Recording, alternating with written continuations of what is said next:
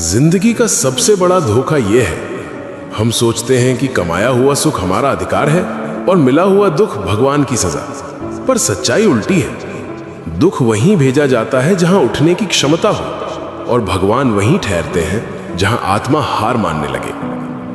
आज जो ये कहानी सुन रहा है, शायद तुम्हारे अंदर भी एक टूटा हुआ हिस्सा होगा। तो ध्यान से सुनो।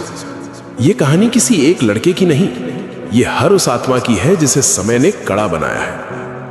एक लड़का, मेहनती, सरल, श्रद्धावान, पर किस्मत ने उसे सिर्फ इंतजार दिया और लोग ठहाके।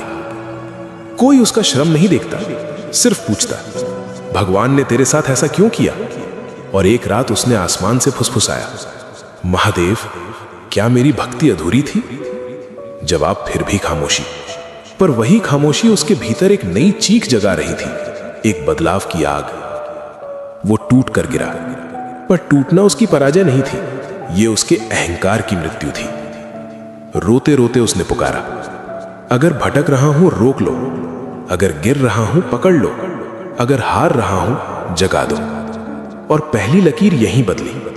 जब जिंदगी का प्रश्न क्यों मैं रूपांतरित हुआ, अब मुझे क्या सीखना है।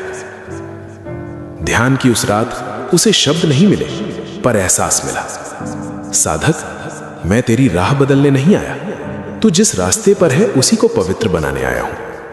यह संकेत था, भक्ति भागने का द्वार नहीं, टिके रहने का व्रत है। वो लड़का उठा, पर अब उसकी दृष्टि बदल चुकी थी।